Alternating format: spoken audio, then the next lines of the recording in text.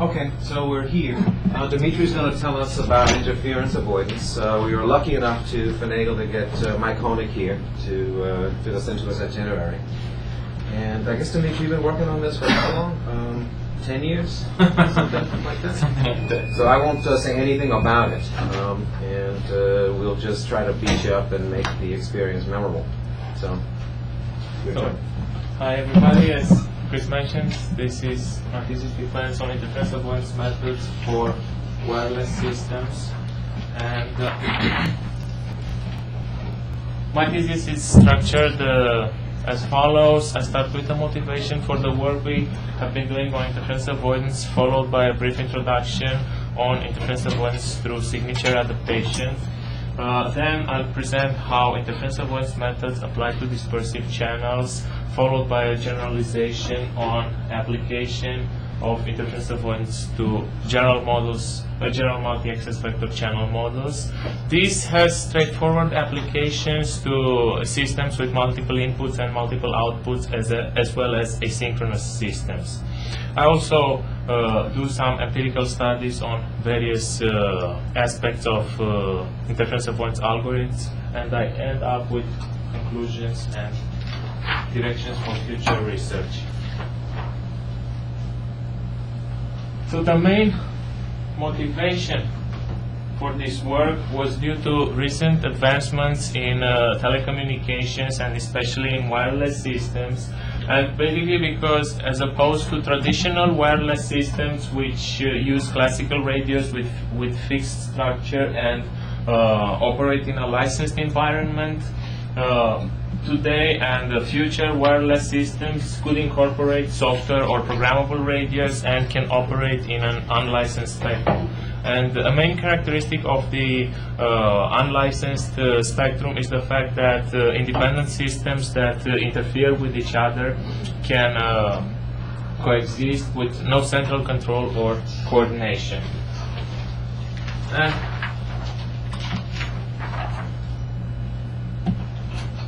there are various methods that could be used for spectrum management in an unlicensed environment, and among these we note channel assignment, power control, receiver processing methods, which include interference cancellation or suppression or multi-user detection, and adaptive modulation techniques. And interference avoidance is methods are a class of adaptive modulation techniques in which demodulation methods are adjusted in response to changing patterns of the interference so as to make the system achieve better performance.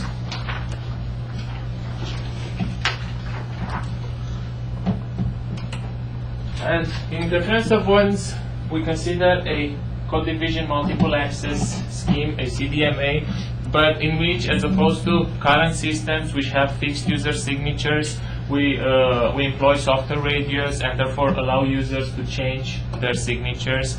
And what interference avoidance, the interference avoidance process does is that users readily adapt their signatures and in an iterative process which converges to a socially optimal solution.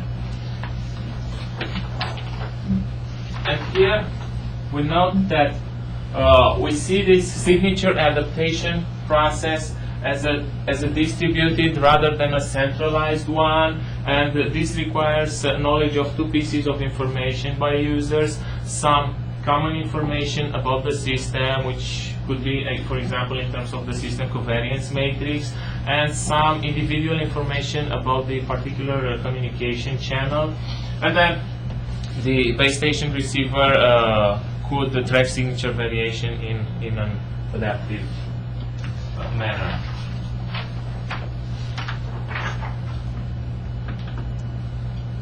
So more precisely, in interference avoidance, was already mentioned to use a Cdma scheme, but it's a general Cdma scheme with an arbitrary signal space. And the basic idea behind interference avoidance method is to place the transmitted signal energy in that part of the signal space where there is least amount of interference plus noise. And there are various interference avoidance algorithms, and I mentioned the MMSE algorithm for interference avoidance, which was developed by Shanur Yurukuz with Royates here, and for which Einstein and Anantharam at the Berkeley University have proved convergence to the optimal point. And they use MMSE receiver filters. How did they do that, by the way?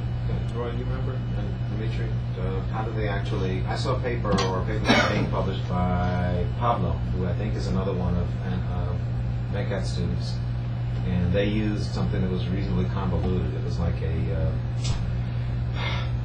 it was kind of like a measure theoretic sort of thing, where the fixed points had only zero measure approach trajectories and something. You refer to the Is that how they convergence did? paper? The same thing I saw. I mean, they showed that all the bad fixed points are unstable, essentially. That's not okay, unstable under that. But was it a zero measure sort of thing? Or do you remember? Release out. Yeah, it was a couple of years ago. But it was specifically for the MMC algorithm, Yes. and I tried to pounce on it, and they said, no, it doesn't work for greedy. And I don't remember the exact reasons. So, all right, sorry. And the greedy interference avoidance, which is the main component of the Eigen algorithm, which uses a minimum eigenvector approach and uses matched filter receivers.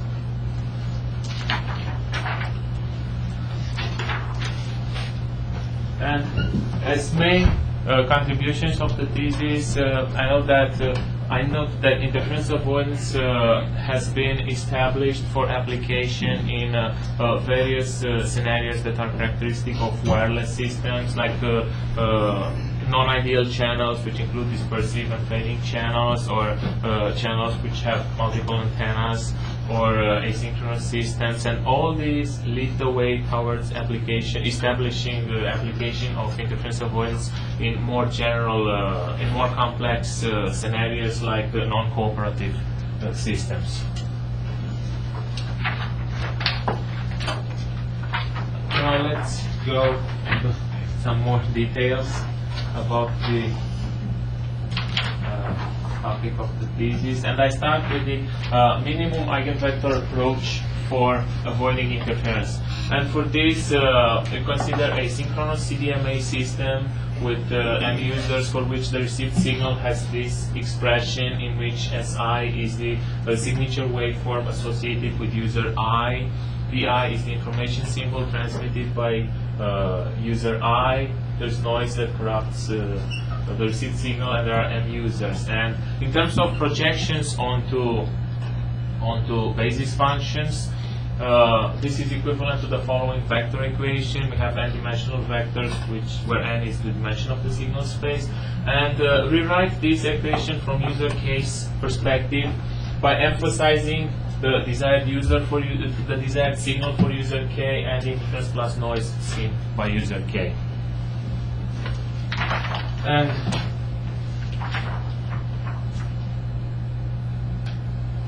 as already mentioned, we use matched filter receivers, and therefore the signal to interference plus noise ratio for user k has this expression, gamma k, and we denote by rk the covariance matrix of the interference plus noise seen by user k, and this is nothing else than the received signal covariance matrix minus the desired minus the contribution of user k.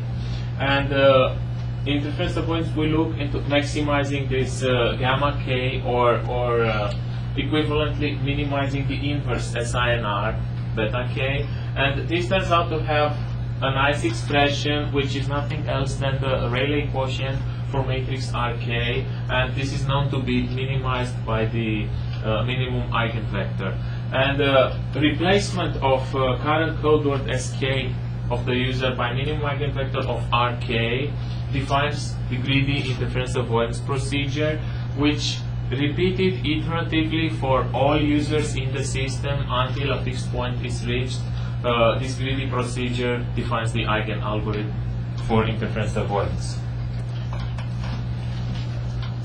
So,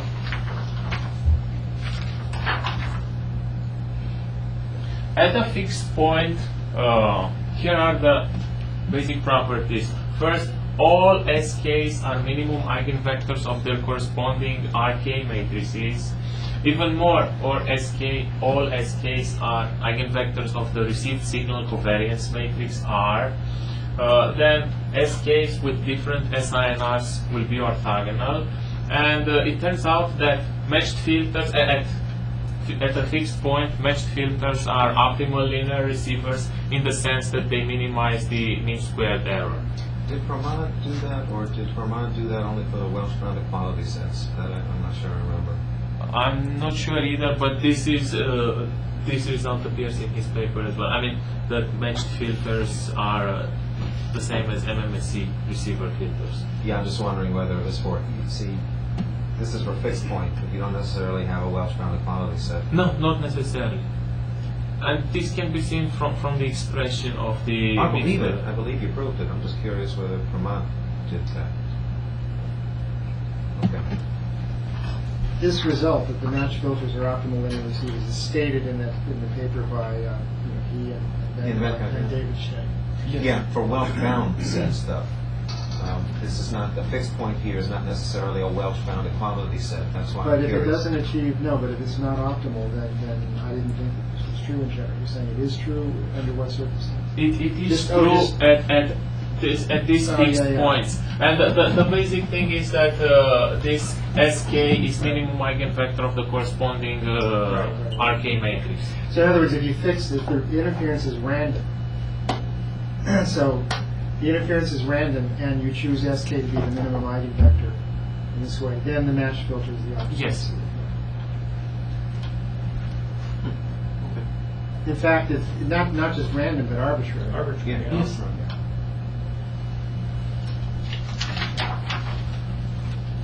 Now, the optimal fixed point of the Eigen algorithm is characterized by the following properties. First, all users achieve a maximum uniform signal to interference plus noise ratio.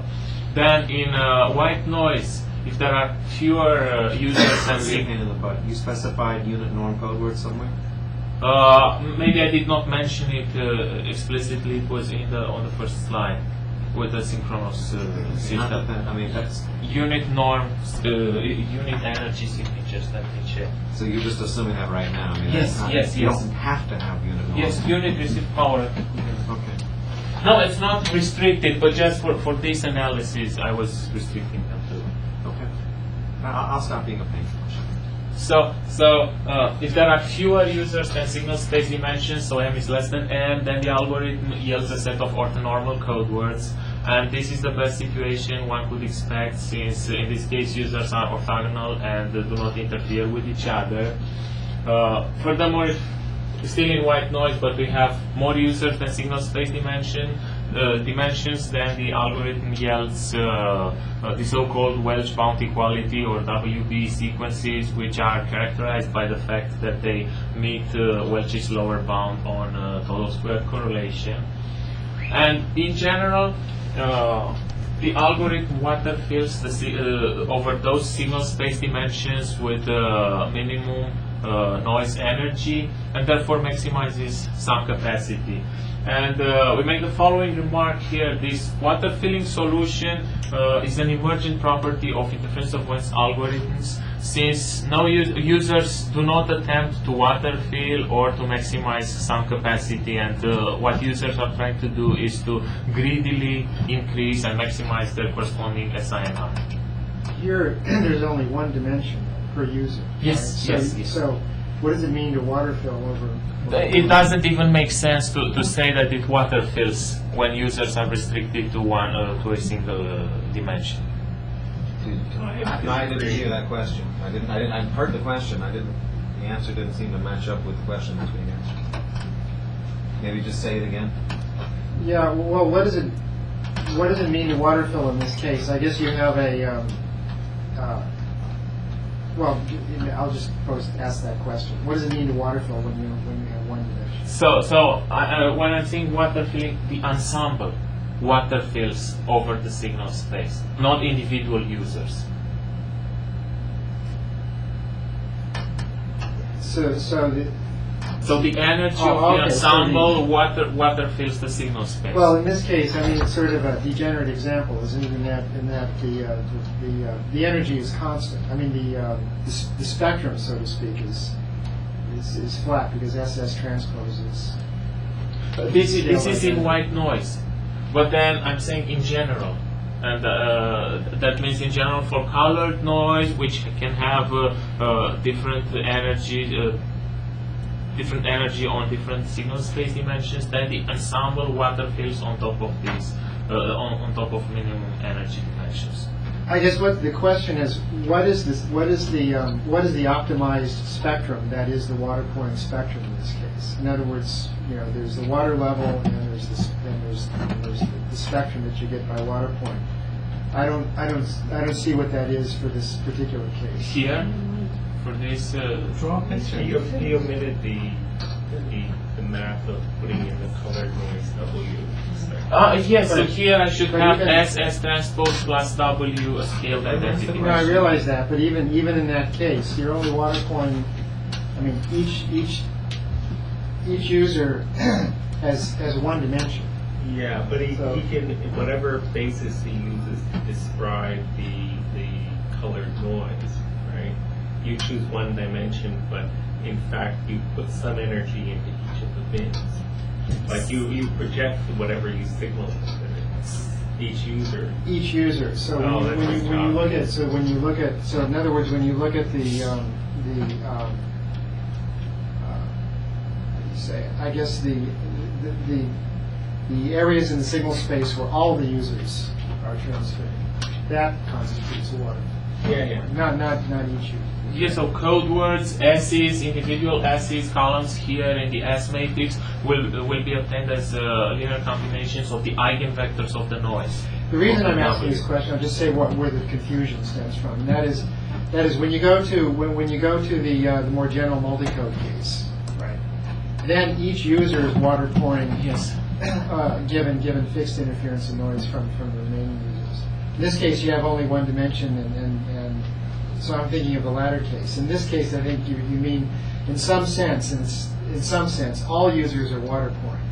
This is the conglomerate of users. Yeah. Are water Yes, pouring. yes, emergent yes. thing. Okay. That's So the that's why emergent maybe I did not formulate this observation well enough. But what I meant was that users, even it's not that makes sense to say that individual users water fill in this case. But the overall result is nice and useful later.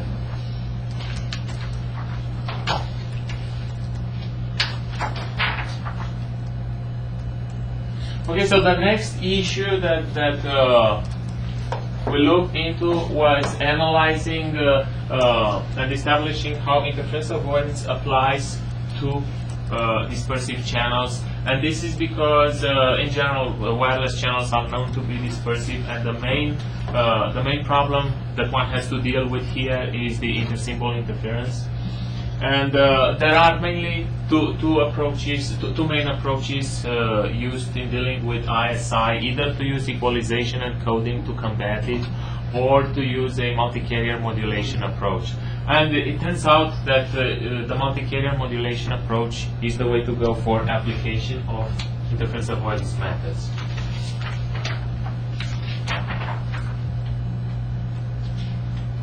And also, here in transmitting information, we use a multi-code Cdma approach in which information is sent by users in frames, and each of the symbols in a given user's frame is assigned a distinct signature waveform, and therefore the transmitted signal by the user is just a superposition of these signature waveforms appropriately scaled by their information symbols. And the main point here is that by using signature waveforms of extended duration, then ISI will become irrelevant. Anything you want to beat up on there, Mike? Because that's been a sore point, throughout various referees and things like that, especially that Georgios is a stickler for that sort of stuff. No, pretty standard. It's pretty standard, yeah. The same thing. Now, as already mentioned, we'll use interference avoidance in a multi-carrier modulation context. However, caution should be exercised in choosing the appropriate notation, and I mean the real versus complex notation, since it will turn out that the complex notation has some difficulties associated with it that make it unsuitable for application of interference avoidance methods. And here are the basis functions that span the signal space in the real formulation, where we have sine and cosine of a given frequency as two orthogonal dimension. This is the compact complex representation, which is widely used in the OFDM literature, and alternatively we can use this double-sided complex representation coming from the complex Fourier series. And with this choice of basis functions, any real signal x of t that can be that is expressed as a superposition of sinusoids has the following vector equivalent vector representations. So we have the natural real representation as a 2n dimensional real vector, 2n dimensional real vector. There's the compact complex representation, or the double-sided complex representation, in which is a 2n dimensional complex vector, in which we note the complex conjugate symmetry, which comes from the fact that x of t is a real signal. So the number of independent variables in all three cases should be the same, right? Yes. So we have these 2n. Oh, but I mean, for the third case, there should be n constraints and all of them, so that after you resolve the constraints, the number of independent parameters should coincide with how Yes. many you have in the first. Yes.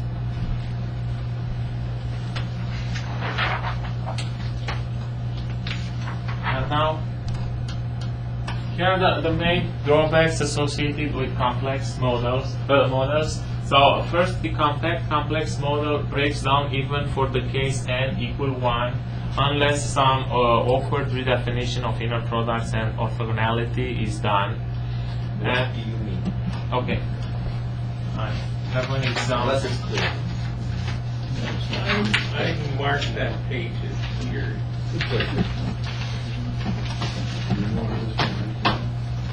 I understand the math of the n equals 1 case, but somehow, I mean, maybe it's somehow, it's what you said, right? There's some way to fix it if you thought about it. Yes, it may be, but then again, these will occur not only for n equal 1. You can find a similar situation for n equal 2 and so on, just it takes more time to get the equivalent examples. So the basic thing here is that for n equal 1, we actually can get two waveforms, x1 of t and x2 of t, which are orthogonal. That's the real waveform thing. And in the natural real representation, these are equivalent to two vectors, x1 and x2, which are orthogonal. However, in the compact complex notation, these are equivalent with these two complex vectors, 1 and j. And using the usual definition of the inner product in complex, these two vectors turn out not to be orthogonal. That's not true. They do not be orthogonal. It would be 1, 0 and 0, j, right? 1, 0, 0, 1. Okay. No. This is, according to the compact definition, this is the vector that stands for x1, and this is the vector that stands for x2. Okay, are you using the compatible matrix? For example, what is your inner product in the complex space? Are you in the normal L2 Right, space? that's the issue. Is it the L2 space or? It's one Can you write down? Yes. Well, but then this is the your real definition. example is just a subset. If you take L2 and just it happens that you took two functions, both of them happen to be real. You compute this integral, you get No, I zero. think It we're- doesn't matter how you do it. I think we're diving off somewhere. In one dimension, if we're talking about one dimension in these sorts of signal spaces, there's a cosine, there's an in-phase and quadrature rail, period. Those are the two defining functions, Yeah, right? fine. So you can represent that in a two-space. right? You can, but the point is, Let me finish. Maybe you're saying something I don't understand, and you'll fix it for me. So I'm giving you the baby version. So you got a two-space thing. Now when you do the all nice compact thing, is a single complex variable that represents any linear combination of those functions. yes, you shouldn't take the real part. What you do, you take the e to the plus j, then e to the minus j. When you sum them up, you get cosine. When you give the difference, you get the sine. But now, that's- if you fold them together and make the product, because That's you're right, but that's the double-sided representation. So remember, I put. so you explicitly prevent negative frequencies from happening? Yes. So this is I have two complex notations. Either this one, which is the usual one in the context of OFDM systems, or this double-sided representation.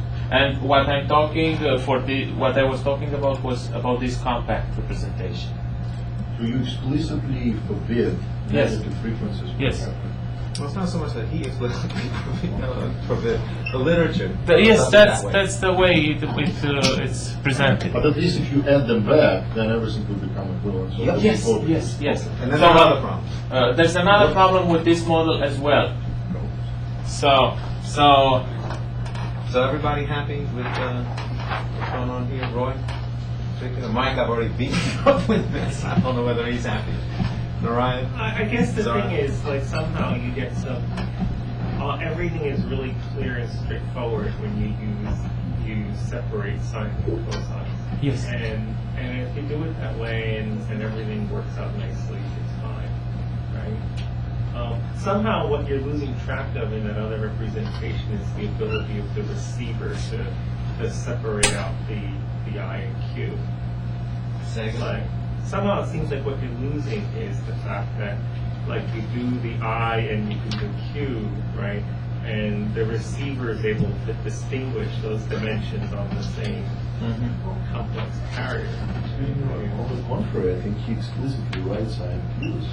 His cosine is No, and now, like, writing I's and Q's, right, it's fine, but when he goes to that, like, somehow, like, he's looking at signatures as complex value vectors, right?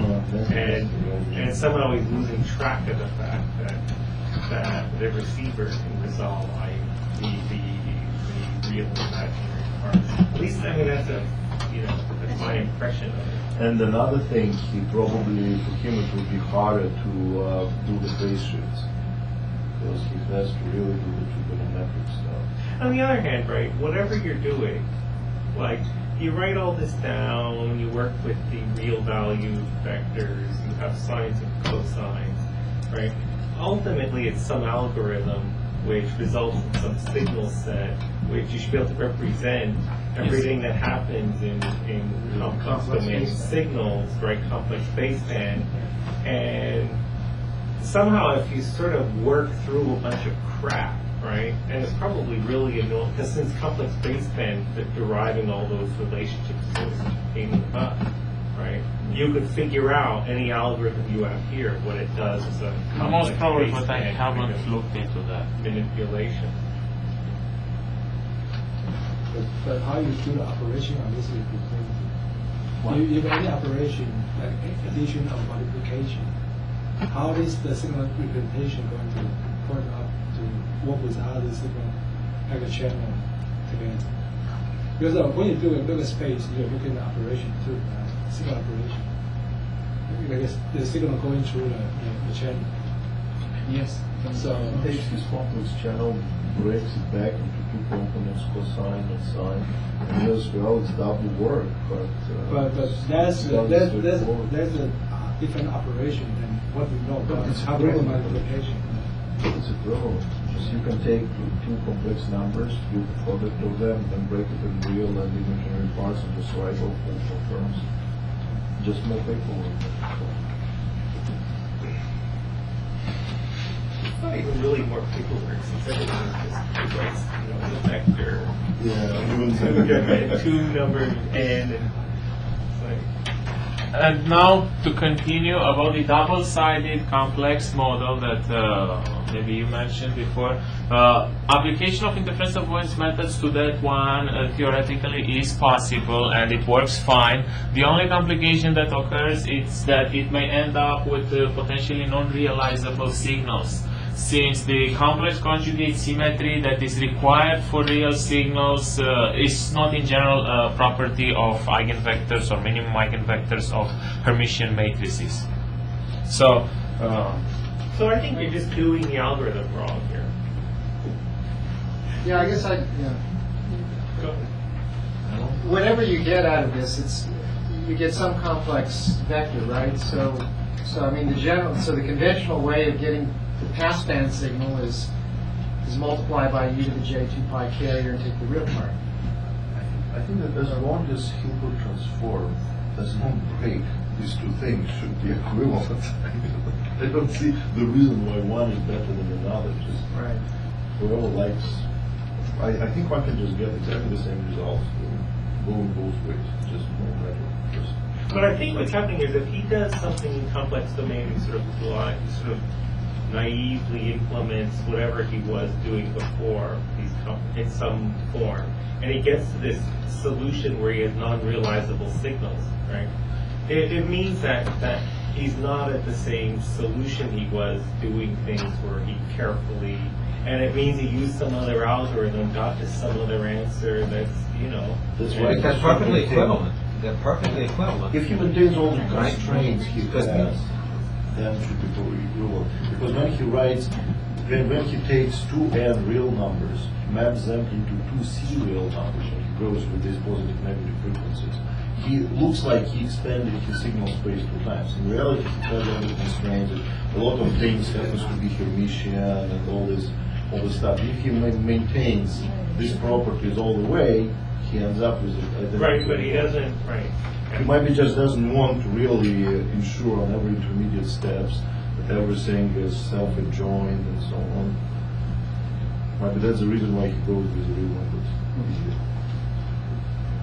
You should be able to see that clearly for n equals 1. It's not. But you It's can't. not. Oh, for n equals 1, you can just go with the double frequencies. I don't see this positive negative frequency. I don't see any problem. Yeah, that's.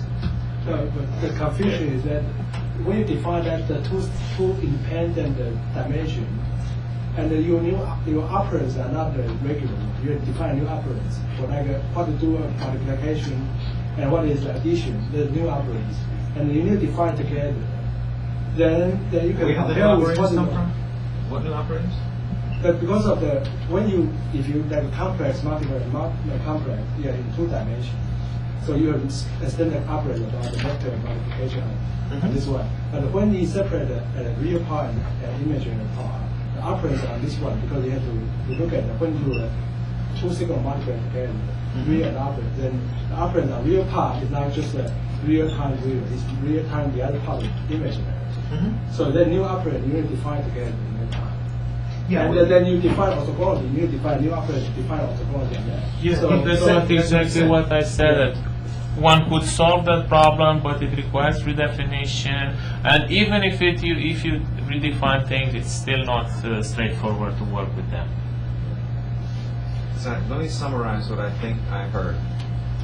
So I think we're set up, we're happy for n equal 1 and the compact notation that the way you're running things, unless you change the inner product definition and stuff, it breaks down.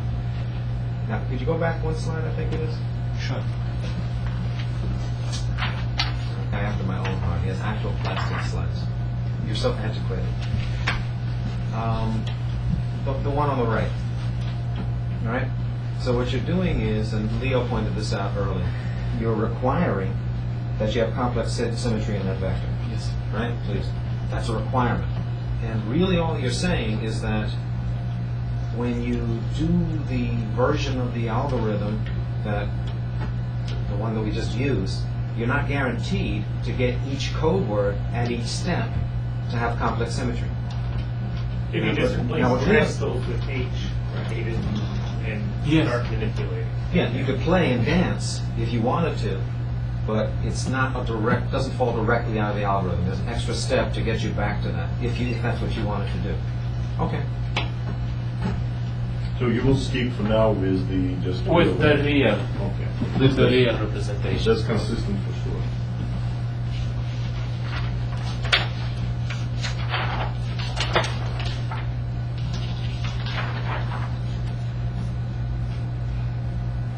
And now, in the context of the real representation, then for the single user case, the transmitted signal has this expression, and S is the code word matrix associated with the user, and B is a vector containing the information symbols in the frame to be transmitted.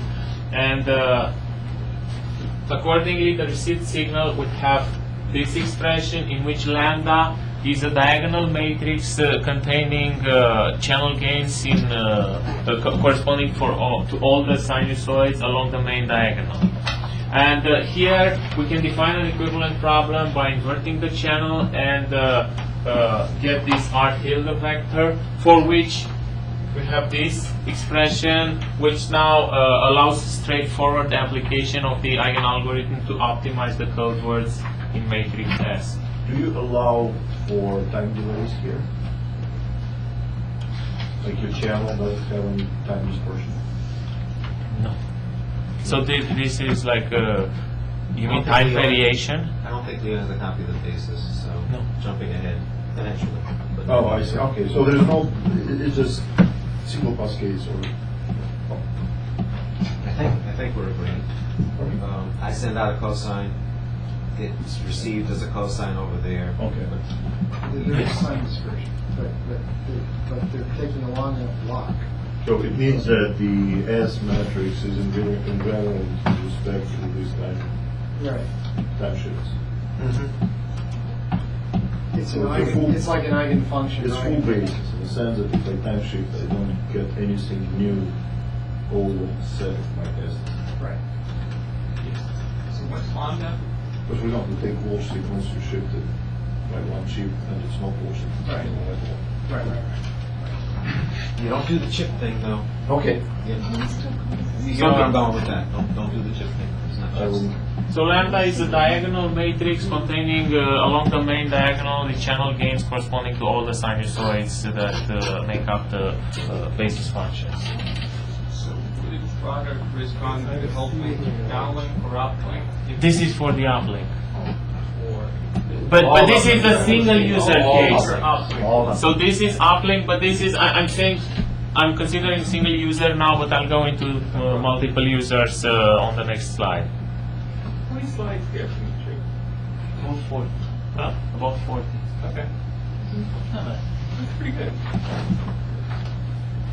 It's the first time I'm actually somebody interested in Why does he have to? Because he started with about 69 and a half. So for the multiple user case, the received signal is composed of a superposition of transmitted signals from all users, appropriately scaled by their corresponding channel gain matrices. And we rewrite this thing from user case perspective by emphasizing desired signal for user K and the interference plus noise seen by user K. And similar to the single user case, we define an equivalent problem by inverting user case channel, and that's the equivalent problem. So are you assuming the channel is just a real channel? The channel gain is a real channel? Yes, channel gains are real numbers, and for sine and cosine we have the same gain, of course, because that's how it works in the real representation.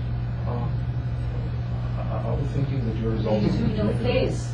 No phase change. No phase change. He has phase, but he just represents the phase. Well, because my reading, he has No, phase. 90 It's 45 only degrees. represented as a cosine sine separately. When he multiplies the two numbers, he get really four terms.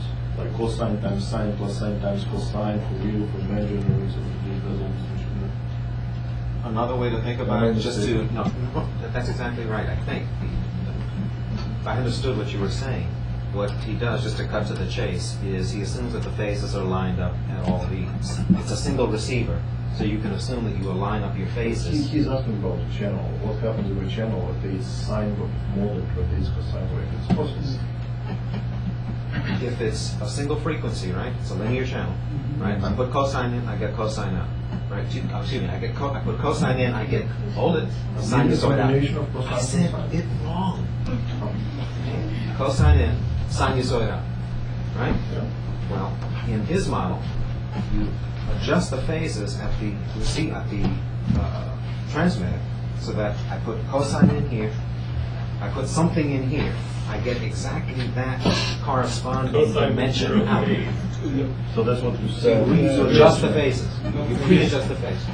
I just have a remark. The same thing will But it's work. not, it works on general channels. You just pre-adjust the phase. But You would how transfer do you This will work even from because you know one the channel. I think this will work even if you send cosine in and you get cosine plus sine out. It's okay because he has a provision to do all the work. He has both cosine and sine. You can But make he's not doing that. He's not doing that for convenience, but certainly you can do that. It works with general channel gain matrices. But I don't want you to think that. I should let you defend it. So is this a vector channel yet or not? This is a particular case of the more general vector channel that I'll present afterwards, after I'm done with this. Can I ask So- you, if you can adjust the phase, can you adjust the amplitude as well?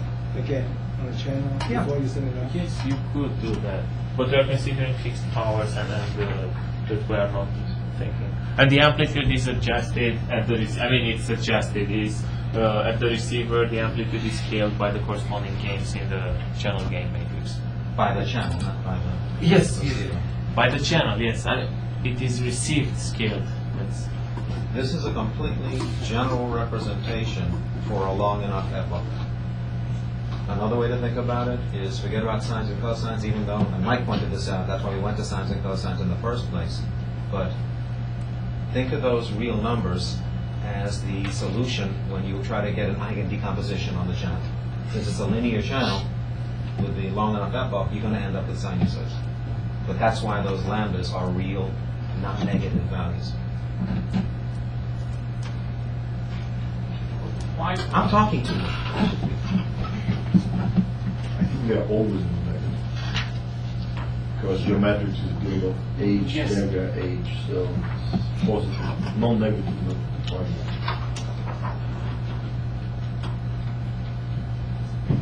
So now to continue, the main result that we established in this context was that, but the result is general and applies to as we see for vector channels as well, that application of greedy interference avoidance, which in this context means replacing a code word M of a given user K with the minimum eigenvector of corresponding RMK matrix. So application of this greedy interference avoidance procedure will monotonically increase some capacity. So for any given user, any code word of any given user, if we apply this greedy interference avoidance procedure, we're guaranteed to monotonically increase some capacity. And by using this result, the Eigen algorithm then extends in a straightforward way to the multi-user case, and what we do is that we replace user K code words until convergence, and then iteratively go through all the users until a fixed point is obtained. So when you work with just user K, you keep changing his code words until he converges? Yes. So like a more formal statement.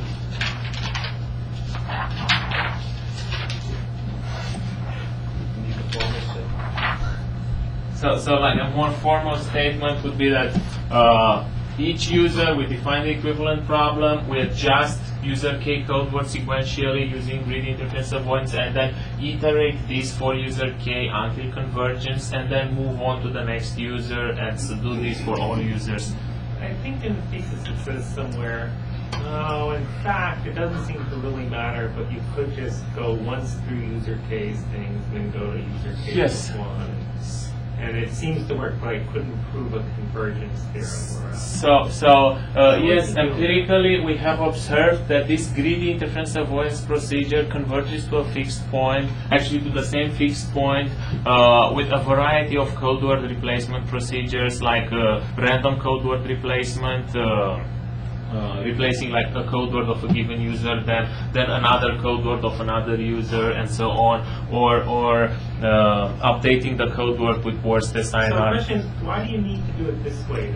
I don't need to do it to this get way. it proved? So for this, I could prove it. There is another version which for which it can also be proved. Like I call this maximum capacity increase, because what you do at each step, you change that code word that maximally increases some capacity. And for this version, we were also able to prove convergence to the optimal point. And regardless, any code word replacement procedure based on this greedy interference avoidance empirically has been seen to converge. No, that's not. You didn't answer my question, though. I think. Pretty sure. You sort of said, "Oh, but empirically they all seem to work." But in terms of proving something, you really need to go and get each user to converge before you go to the next one. I thought that's what you said. So that's for the Eigen algorithm, but a convergence proof for this alternative algorithm is also in the thesis. He has two proofs. Okay. And There's so one- for this proof, you can do it any way you want. No, you got to do the worst kind, the guy that gives them the maximum capacity increase. So for this This was update, Zoran. I got it nails on. That's- Can you describe what the difficulty is in Right. That's sort of. improving a further algorithm? the difficulty. So let me think about that. Well, sort of to put it in context, I guess the way I think about this is we're stepping ahead because I think you're going to talk about the relation to iterative waterfalling, right? But since Roy asked the question, there we know that it's a convex optimization problem. And so intuitively, you think that any sort of local algorithm that improves the performance at any step Would go to will converge to the optimum solution. So then it seems like perhaps it gets stuck, or, the increments aren't large enough or something like that. So what is it that's causing the problem? All right, so he's deferring to me, and there's that paper that you handled as editor. That's exactly the issue. This algorithm can get stuck in optima. You got to break out of the optima. So I think, in answer to the question, we don't have a proof for the general convergence of this algorithm. In contrast, at least one version of the MMSE algorithm, it has better continuity properties than this one does. So at least two people have been working on this, Pablo and us. And Pablo couldn't find a convergence proof for this in general, and we couldn't either. What I think you're saying, though, is that because it's a convex optimization, it should be relatively straightforward to prove that incremental. I think there's two issues. Maybe one issue is finding the eigenvector fixed points, right? Or the signatures, I should say, the signature fixed points. And the other, perhaps, is finding the power assignment over those signatures. My understanding, right? This is power assignment over the signatures here is fixed. See, everybody else does water pouring. How much should you put into each dimension, or how much should here? These signatures are unit norm, always. So the emergent property is that you end up with this nice water filling. But assuming those fixed norms, we haven't been able to. Now look, you could always water fill, right? You just look at the covariance, and then you put energy into the eigenstructure and that directly.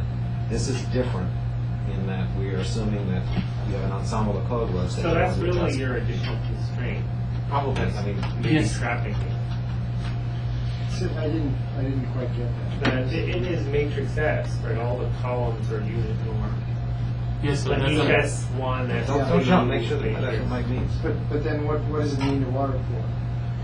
Where Well, You can change energy, so. He effectively can change, Right. by changing one signature, he can change the amount of energy that signature projects into each of his basis functions, whatever they are.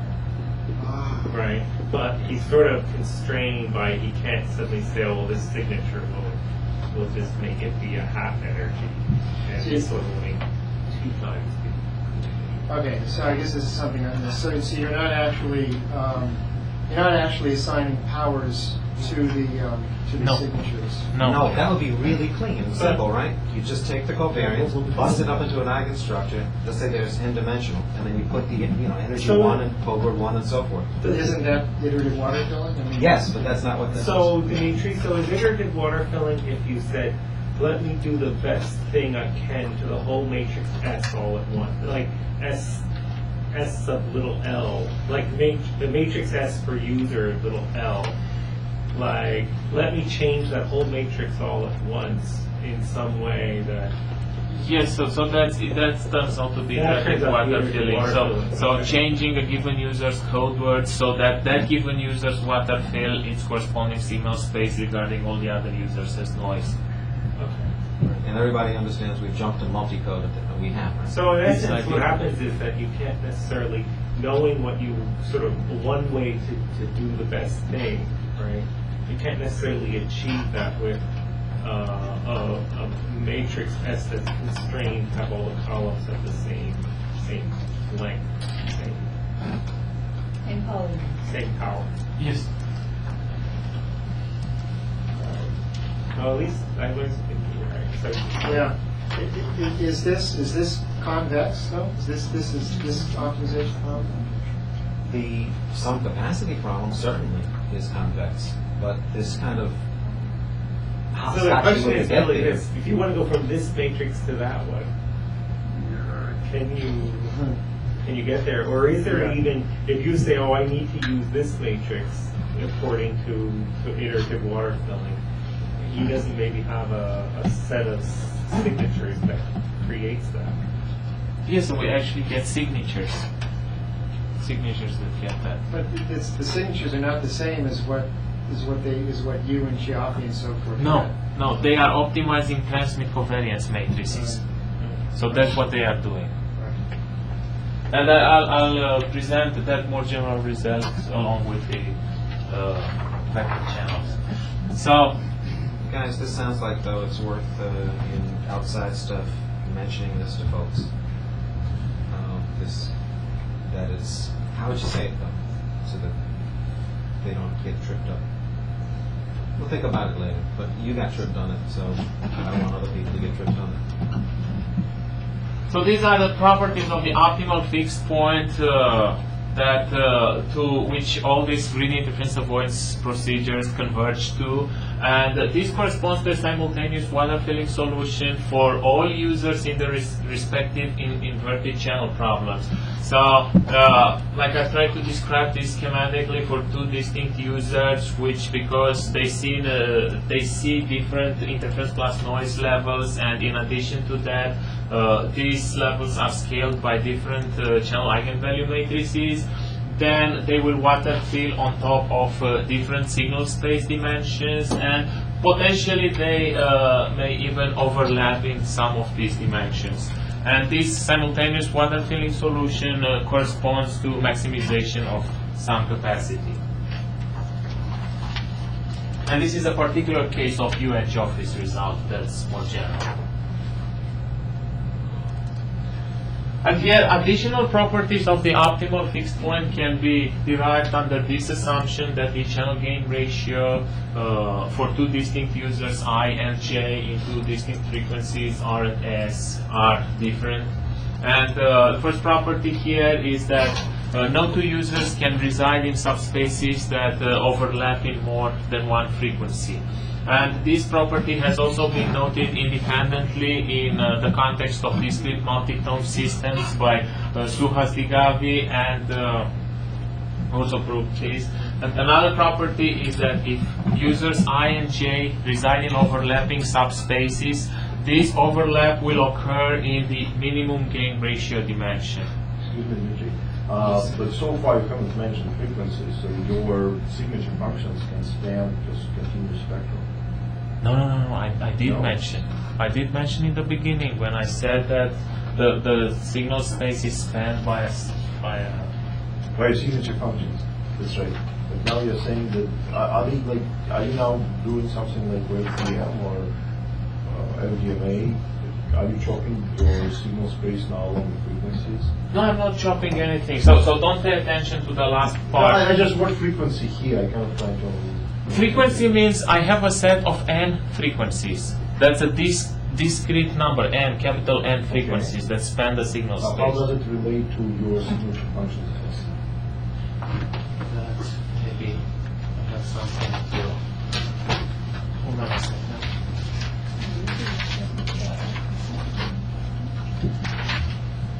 Okay. So maybe this would clear up a bit things. So actually, sinusoids turn out to be channel eigenfunctions for large enough frame duration, and what this thing implies is that each signature Si of t, which is a waveform, is obtained as a superposition of sinusoids. So this thing actually leads to a multi-carrier Cdma scheme. That's how you start, and then you do your iterative algorithm when you, let's say, fishing for the minimizing ground. So you are doing the diagonalization of the matrices. Now the eigenfunctions of matrices might not necessarily come out to be a nice sum of the sign. The thing is that I will always end up with this waveform, Si of t, is always going to be expressed, the real waveform, as a superposition of sinusoids, and each of these sinusoids will be scaled by the corresponding coefficient in the codeword. My point is not that you can expand any function with the sum or integral of the sine wave. Let him finish his question. Yes. The point is, so when you start with your original, before you start your iterations, you can actually impose any constraints at will of the form and shape of your S functions. Now, when after you increase your capacity and you go through iterative algorithm and you obtain and your S functions actually the output of your algorithm, they actually might have very different properties from what you started. For example, they all can span a pretty broad frequency band. So that's what now you're imposing the condition that two S functions can overlap not more than only one frequency. Now, is it consistent? I'm not with the previous imposing that proposal? constraint. Oh, you can It prove comes that it's out as a property of at this fixed point. So that's, you can prove that Yes. that's a consequence of the algorithm Yes. that they know. Okay. So no, I'm not imposing that. Because maybe it was a misunderstanding. Can you go back to the slide where you want report? Yes. I do not understand where your noise, what is the origin of your noise for? What is the origin of your noise? Just for each bit.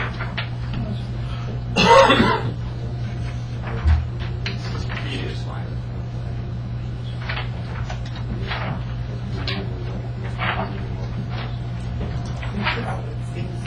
Okay, so before I put the T here, then let me put this thing first. And this is my noise. So this is each user water fills on top of Okay, this. so your noise, it's mostly, we've got no noise in the chain. Noise would be from other codes. Plus this is Okay, if it's zero. yes. Somehow you're water pouring, inducing noise by itself, water pouring of itself. Can you No. come back to the when you have a water pour? Sure. When you have, what is the noise for? Where the noise is coming from? It's not independent from what you're saying. I understand. I have to understand. So all these noise levels are nothing else than the interference plus noise levels seen by a given user scaled by the inverse of its channel matrix. But it's not. This is not noise independent of what you're saying. If you take all the aggregate codes and you claim I'm doing water pouring, the noise is inside these noise bins. It's actually induced by what you send. No. No. Stop what you, I see what you're saying. I just want to cut to the chase because we'll slow down. All that other stuff, imagine that, so there's me, and I'm that first user. And then there's everybody else, and we're talking to Leo, who's at a single base. Okay? I see in this picture, if I look at the covariance that you guys induce on Leo, after I've inverted my channel, that's the thing that I see. And I put my water in, my power in, according to that. So as far as what I'm doing to the channel, whatever's out there, what I send doesn't have an effect on what's out there already. But it does, if you look at it as an ensemble, have an effect. That's not Gaussian noise sitting out there. It's other interferers. But this particular picture is through the eyes of a single user. And what he's It's saying... an older regime water point. I think he's agreeing with that. I think He's agreeing with that. Oh, you are? He's saying basically, I mean, sort of you said it by saying that what I see, right, is after everybody has done whatever they've done, and he's sort of asking a different question. He's saying, don't you think that what you do is sort of inducing what the other people do? Yes. Yes. That's sort of what he's asking. Yes. Okay, but That's what he it's does in water operation. pouring for this particular case would not be ultimate water pouring Yes. with respect what's over fading channels or fading channels multiple bins. What I'm saying, this thing might be achieving lower capacity because you're kind of water pouring. It's better to separate the fading channels case. No, but So assume that channels are all fixed, right? And then, across the bins, IBM bins. yeah. Whenever you water pour, you're water pouring against independent noise in the channel. But here you are doing a signature construction, changing the whole noise level all the time, and then you're kind of water pouring against what you induce as a whole. That's why him getting his results is sort of a lot more interesting. But that's the interesting part, right? I think. Yeah. Are we missing something? Just make sure that... Thank you for saving me there, because I didn't No, understand what you were I saying. believe it's going to achieve lower capacity. No. Then what? No. Stop. No. It won't. Hold on, let us hear what Dan wants. Okay. Answer my question. Then, go ahead. Here is an example. Here is the receiver and uplink. You assume that everything else that's coming to user one is interference. I say, okay, but what if you do ML on all of the users? Then interference coming from all the users is not interference. It's a part of the common signal. So what he's first doing is he's doing some capacity, right? Which it doesn't care if you're doing ML or whatever. I think it Capacity, does. He's the got the capacity noise. is what it is, and it assumes No, but that- he's got noise induced by higher signatures in the system.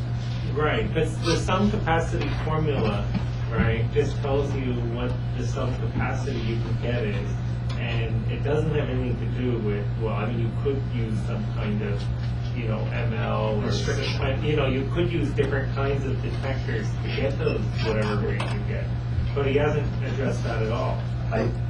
No, but I think his No, point is no. that the sum He's factor assuming that builds whatever is it. coming from user 2 is a noise. No, Yes. but he goes in Am I there, right? but then he gives user 2 a But that's exactly chance sure to fiddle around with what he signals. Then user 1 goes back and fiddles with what he And they signals. will not end up being orthogonal in general. Oh, they will. No, but No, it's got what more his results signatures. are, that's exactly what the whole thesis is about, right?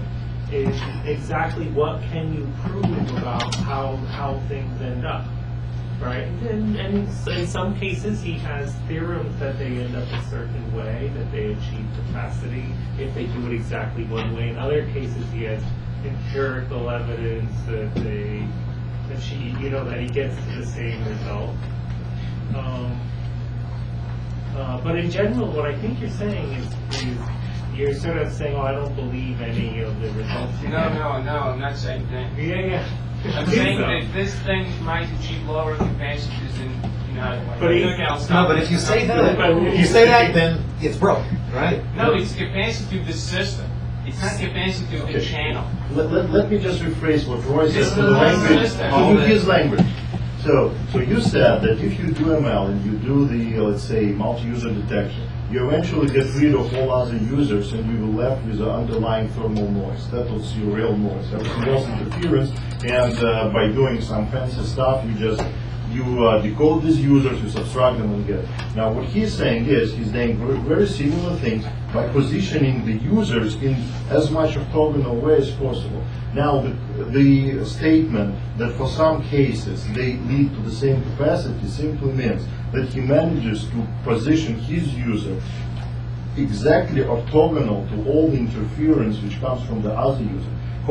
After he positioned the user, this user also doesn't see the other users. It sees the old thermal noise which you see after your multi-user detection, and then of course the number is the same. If we're talking Well, I think in these cases he doesn't care about whether these interferers are orthogonal between themselves. What he cares is that his particular user is orthogonal to entire space of interference. Thanks.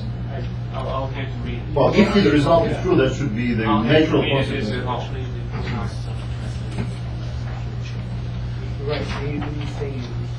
Okay, so we were at here. So I'm not imposing this as a constraint. It's a consequence. It's a consequence. So under this assumption that I can get this as a consequence, and also the fact that if they do reside in overlapping subspaces, then the overlap occurs for minimum gain.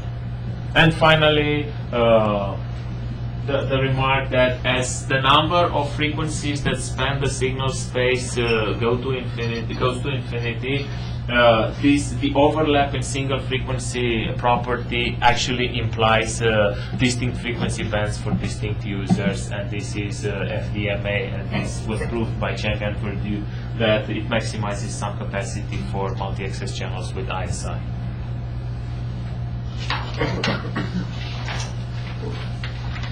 So now, What happens if you take...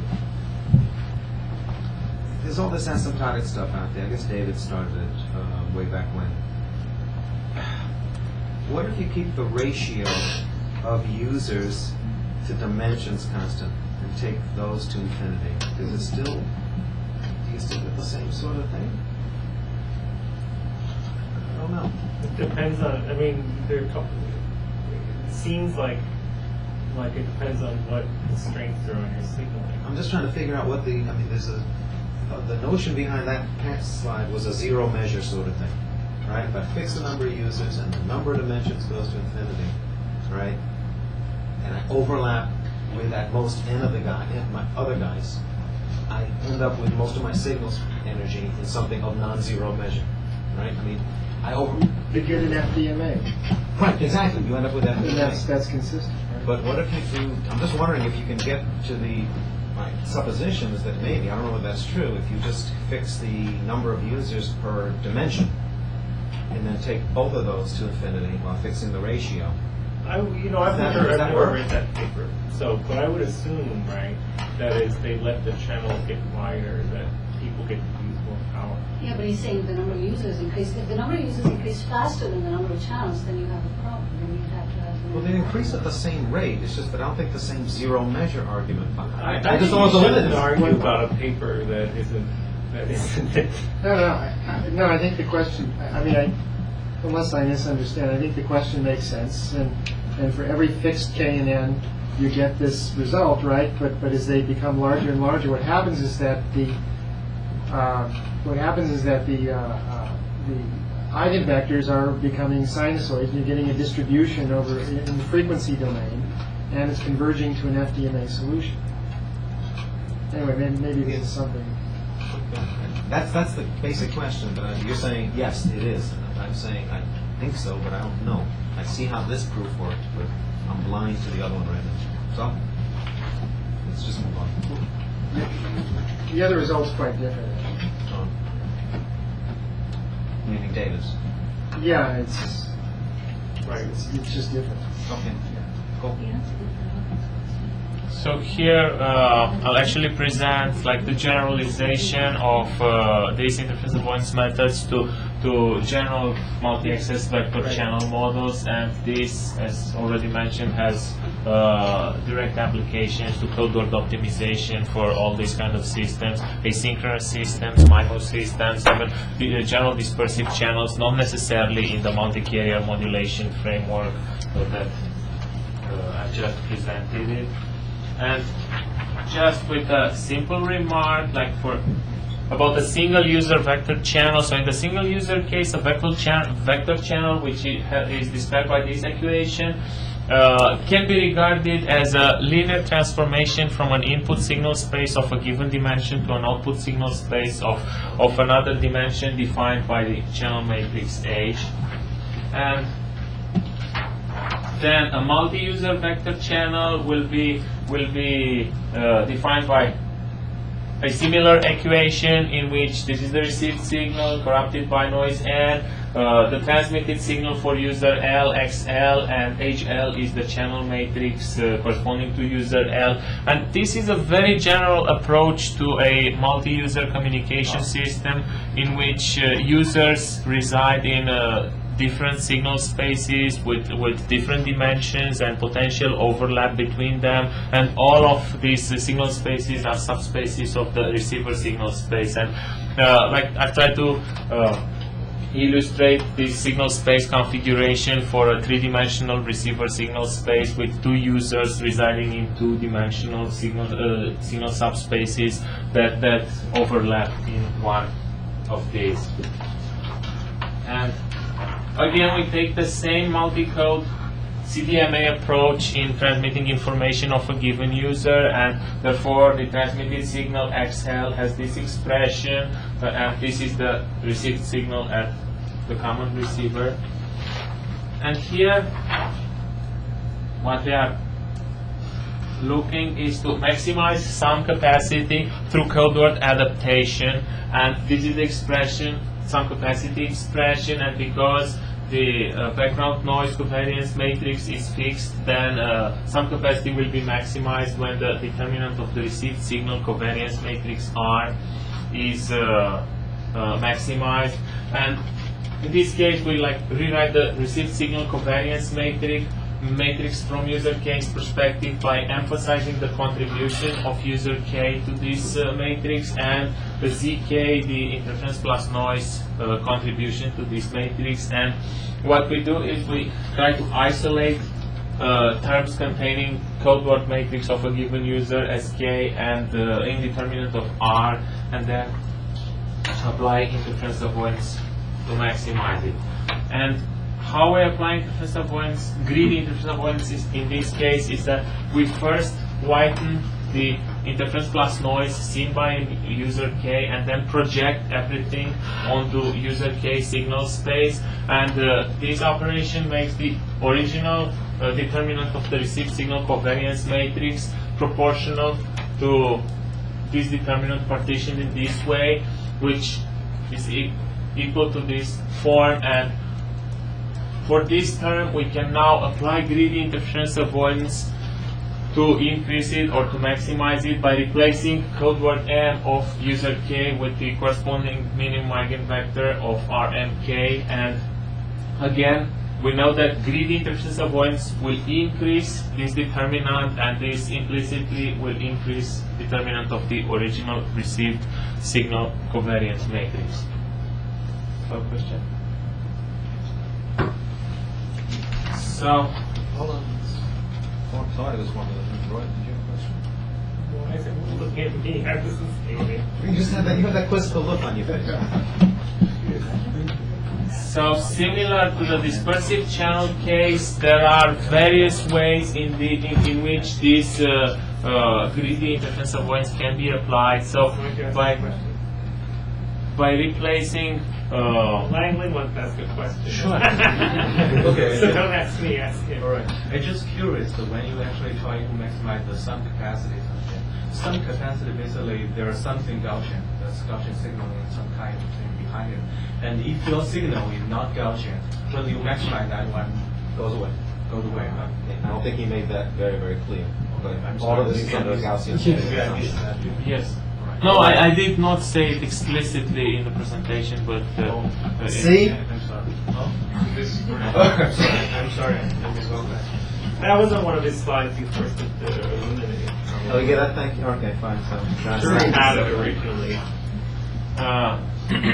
So the first thing is that by replacing all code words of a given user K until convergence and then moving on to another user and doing this iteratively for all users in the system, this turns out to be the iterative equivalent to an iterative water filling procedure, and this has been shown to maximize sum capacity.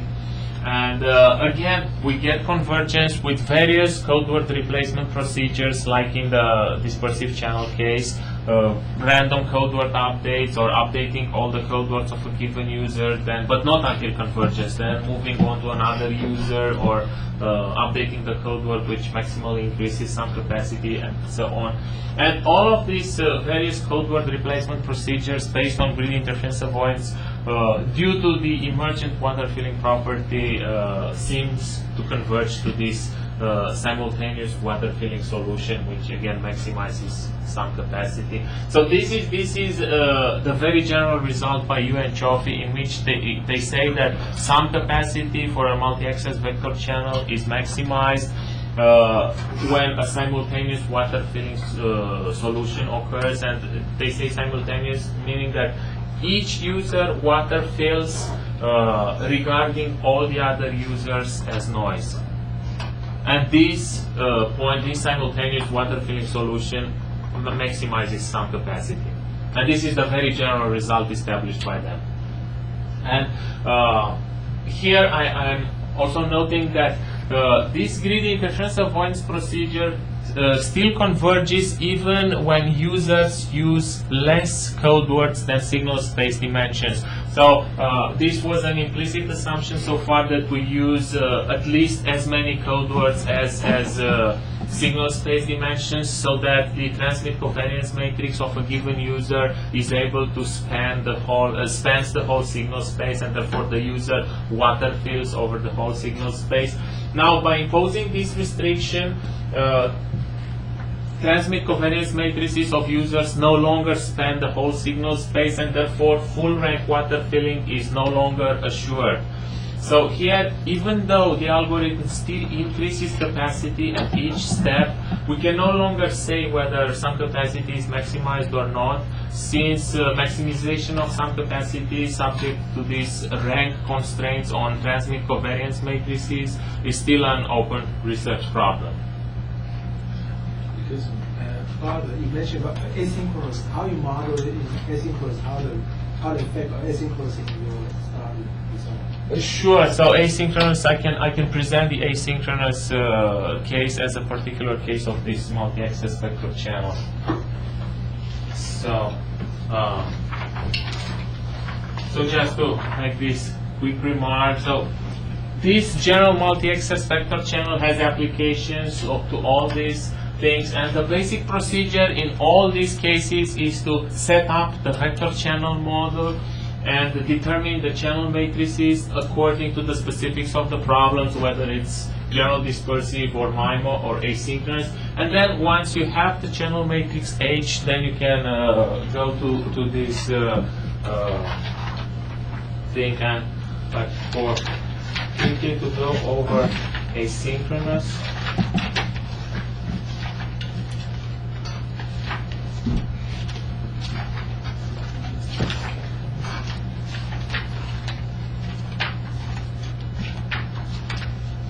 Slide 62. So it's 44 main slides and 88 backups. Whoa. I could have as many backups as I wanted to, so it was there. Yeah, so that we gotta disclose that in the future, right? So, for application to asynchronous CDMA systems, the first thing one needs to do is to introduce offsets to model the lack of alignments of symbol intervals at the receiver, and then assume frame synchronism rather than symbol synchronism. So, this would be the received signal at the common receiver under this frame synchrony assumption. And And here again, using the multi-code Cdma approach, these are the advantages. So it means that again we use distinct signatures of extended duration to convey each symbol in a Can I answer the given. question?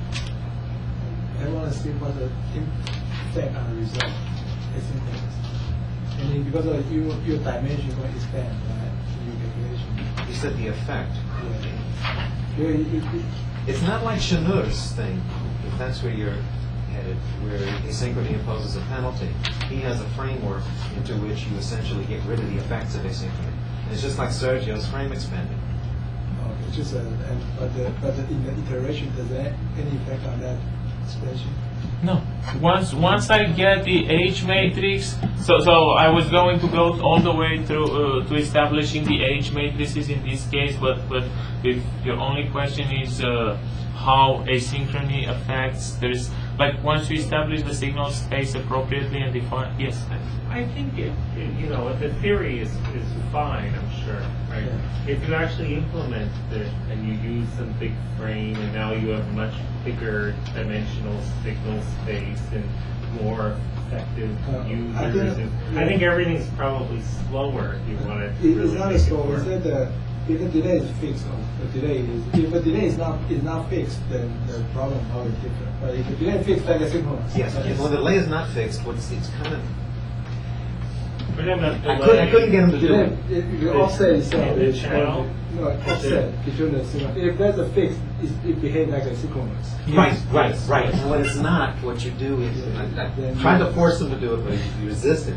What you can do is you can do the same sort of eigen decomposition on the channel. You just have to assume a distribution on the delays. Now, how does it affect? I don't know because you didn't do it. We're talking about the tap delays on each. Delay between the signatures, the offset between signatures. If they are fixed offset, that means you look behave like a signal system, but Yes. just extended dimension. But if the signature offset is Yeah, the jiggles from frame to frame is what he's saying. And if you can do that case, if you assume a distribution, and what that does is it sets the underlying signal space of the receiver. What's the effect? Meaning, if the jiggle is wide or small, don't know, because you could do it. But I can't. So yes, everything was done under the assumption that the delay is fixed and so I think it's So I still have his other half, or we can force to do it. Yeah, that's all the. If you don't do this, I'm going to make your wife do it. and if she doesn't do it, I still have Gabrielle. And he's 5 years old. I have for another 20 years.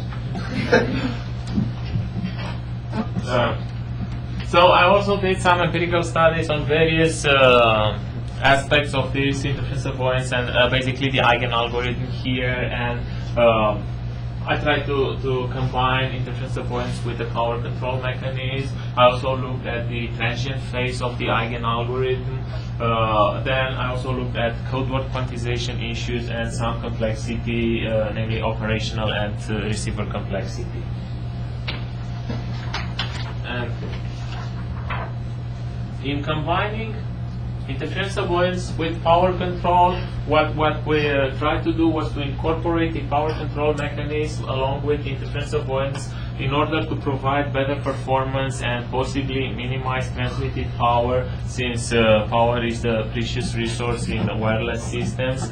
And the goal here is to achieve a target signal to interference plus noise ratio, a specified target with minimum user power by decreasing the effective interference seen through codeword adaptation. So this is the expression of the signal to interference plus noise ratio. Then when both power and codeword are adjustable, then a specified target, gamma k star, may be achieved with various combinations, pk star, xk. However, we are interested in that one for which interference seen by user k is minimized. So this corresponds to xk being the minimum eigenvector of rk. Maybe I'm asking a silly question, but I thought that the Popescu algorithm is kind of an answer for the power control. I mean, he just needs to follow whatever power is to his water filling so that he gets the maximum He's capacity. conserving total power in that case, though. Yeah, he's So conserving total power. ultimately, he gets the total power of the whole ensemble of everything is some level. Yes. But if he says, oh, I have X INR, User? No, he has a target. but I mean, now as I say, in our Now I'm targets, specifying well, we can targets. maybe use lower powers and still achieve But those that- objectives. But then he cannot achieve that capacity, he will choose some other. I'm not even looking at capacity with this algorithm. It's a different So you're not optimizing capacity anymore. No, No, no. but you just He's said you're minimizing choosing power. that XK which maximum minimizes something. So Yes. So the idea here is to achieve a target SINR with minimum user power. And how can you do this? So you can do this when the user sees minimum interference. Okay, because this ratio could be achieved with various combinations PK, XK. However, the one that has minimum power should correspond to the one with minimum interference, which means that XK should be the minimum eigenvector of RK. Sorry. Didn't Shannon do something like that? What? Didn't Shannon do something like that? I don't think she actually ever did this, though, 'cause I don't think she could prove anything. Yeah, same. We didn't. I think she fiddled around with this. All right, no, I just vaguely remembered seeing this before. That's why. Yeah. Somehow now, she made that IA her last chapter because she couldn't figure out how to. So here it's like everything leads to this combined interface avoidance and power control algorithm, in which we start with random code words and powers. We specify a set of target SINRs, gamma 1 star to gamma n star, and then for each user we compute RK, determine minimum eigenvector and eigenvalue, replace SK by XK, and then adjust power so that the target SINR is met. And then this step is repeated iteratively until a fixed point is reached. Which maybe is it possibly forever? Yes, so unfortunately, the algorithm, as it was stated before, does not always reach a fixed point, and two distinct situations have been observed here. One in which user powers keep increasing indefinitely in their attempt to meet the target SINRs, and this is very similar to the situation that occurs in conventional power control algorithms when targets are not feasible.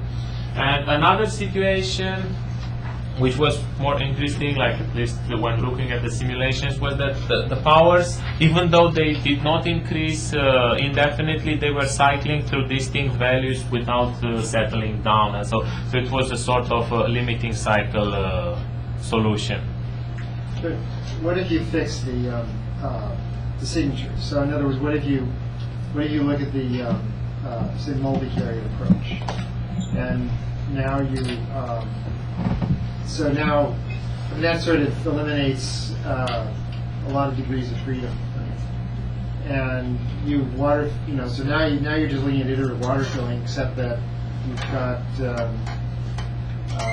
well, I'm not sure how to formulate the problem. I mean, somehow you have to, with SINR constraints, but shouldn't. Well, have you thought about doing that? I don't think even, unless you really are careful, even things like that will converge. Because like ultimately you can think of it, you can create situations that are just like combinations of power control and dynamic channel allocation. And sometimes they jump around. I mean, but the point is when you have multiple dimensions, and you can choose to move the power. Well, he knows. I mean, that's part of the stuff you do reduce break. But certainly if but certainly if if there's no feasible solution, then clearly it can't. Yes. Converge, right? But No, but even if there is a feasible solution, it's not clear you'll find it.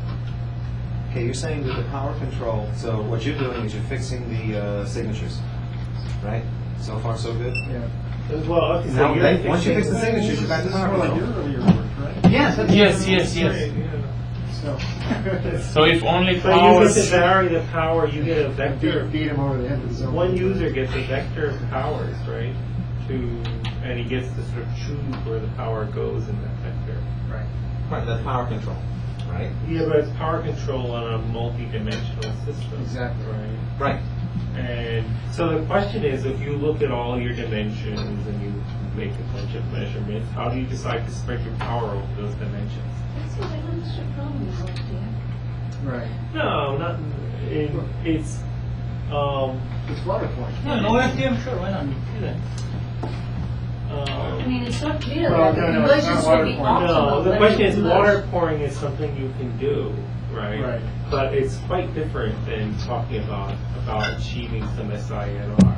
But certainly you could, okay, so I mean, certainly though, you could say, how do I distribute my power to minimize the total power and achieve some SINR? And that's well, It's an addition constraint. Yeah, that's yeah. well posed, right? So okay, so the answer is whether it works or not depends on what your objective is. The objective is minimizing the power per user and achieving A set of rates. Yeah, no, No, a set of it's not. SINRs. If there's no rates, no. He's saying fix the nothing, signature, it's that's what just- he's saying. That's Don't not don't right, fix the right, right. signature. Because I think that's because they You lost me there, but wait, if you fix the signatures, that's your problem. 5 years ago. Yeah, but it's It's not quite. Here are very capacitors, It's- and here there are If no you fix the capacitors. signatures and you fix the SINRs on each signature, or on each dimension, or on No, each each user. So, No, but what's well, if he has a collection of signatures, what's his SINR metric for the collection of different powers and different dimensions? Right now you lost me, and that's bad, I think. You fix the signatures. Right. It has to be. You're right. So it has to be the same. Right. So you want. Okay. It's a multi. It's like a multi-carrier. Maybe we should defer this. Yeah. Okay. No. But I think we can. I think we can formulate. They are in the following thing. Here there's You take a multi-carrier. Yeah. You assume that the SIR per term is the same, and you want. Yeah, you can do that. Right. If you don't get it, you don't get it. That is the Yeah. That's right. I was just glomming onto what Mike was saying. Once you fix the signatures, the users aren't allowed to change their little X's anymore, right? Once you do that, and now you're adjusting powers? So you That's power want control. a certain SINR per tone, or you want to not use that tone? Right. Oh, but that's Right. what you're It's mixing not- your it's power regular control. power control. Essentially, big channel allocation, and you won't prove shit for that. Uh-huh. I mean, and, you know, I don't know. Maybe you will at one receiver, right, where he, you know. I see what you're saying. So right. But if you go to some, well, at one sorry about receiver, that, maybe you do. But if you have multiple receivers, I think, which so the analogy is to sort of power control and channel I allocation think it is would be- cellular. I think No, molecule, you're right. It's ill-defined. I mean, it's defined, you have no control over what you See, can. there's an extra parameter per user, which is a threshold. Like if the channel's below that threshold, you don't use it. If it's above, you use it, right? And then you have to adjust the threshold. Yeah. Right. Look, I don't think there's anything to do with this. I think there's somebody's thesis is in there. Should us always build jointly both the power allocation and signature and choosing the signatures? If one does it jointly, then for sure one gets it right. Yeah, but I think you can show that asymptotically the signatures should be sinusoids, and therefore so it may not be like multi-carrier is optimal, and therefore you can just assume that the signatures are sinusoidal. Okay, now, what we also noted from simulation was that a length version of this algorithm usually reaches a fixed point. And at this fixed point, the properties are that users rather fill the signal space with eventual oversized users corresponding to high SINR targets. And the properties of this fixed point are similar to those presented by Vishwanath in their paper. So like with users with unequal power, so they rather fill the signal space with eventually oversized users, but in their case, oversized was measured in terms of the power because they kept the powers fixed there. So that was their. Yeah, water filling, it's probably not, never mind, it's not worth it. What's the language? Leg version meaning that instead of changing directly, so instead of going directly adjusting replacing directly sk by xk, we rather replaced it with an v, which is a linear combination of both xk and sk. and with an appropriate, and this linear combination is in terms of an alpha between 0 and 1. So with an alpha with this select constant appropriately chosen, the algorithm usually converges to that. Black magic So your SR target is per kernel per user. or per user? Per user. He's gone full circle. He's gone back to the signal signature. I have a signature, and I'm using that one signature to get a particular SIR target. Yeah, but the SR target is very specific per kernel. No, it's for that code word. So it's per code word, per user. It's not, the user doesn't split its signal into a bunch of different ways and then get received on each one of those channels. It's a single dimension. Each user is one dimension. So just only one or Something. I mean, we don't know what it was. We're not ashamed to say. You're always thinking here of distributed algorithms for mobile, or Yes. is it centralized? What if it was centralized? Could we find fixed points? So if No, this is happening in the a algorithm, the mathematics of the algorithm is lends itself to distributed implementation.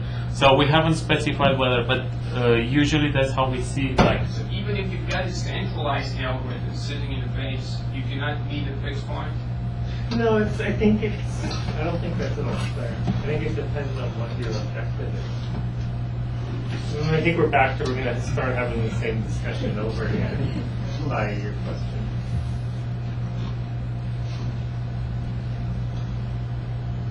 so I'm not sure. Okay. Now next. Is it 40 really? I mean, we're close. Did you lie to me? It's 55. No, it's 40. You see, the last one would be 40. Wow. Okay, great. So next we looked at the transient phase of the Eigen algorithm, and here the main concern was the SINR variation, and the fact that if the SINR of one or several users may become too low during this transient phase until the Eigen algorithm settles down, then it may be possible for one or several users to lose connection with the base station. And what we did, we looked at the minimum SINR value at each step of this transient phase of the Eigen algorithm, and we did a series of simulations, and starting with random code word ensembles. So whenever we started with randomly selected code word ensembles, this minimum SINR at any step of the algorithm didn't go below the initial minimum SINR. And this somehow tells us that users, that minimum SINR cannot become worse than in the beginning of the algorithm. So that if users had an acceptable connection, then it won't be lost during this transient phase. I That don't was a know strong why statement. that's true. I read that somewhere. But why is it that when I iterate, right, I don't care what I do to you. How come sometimes I don't really injure your SINR? Like, So- imagine a situation where you're over here in some place where there's very little noise, and you plus the noise is still a very good channel, right?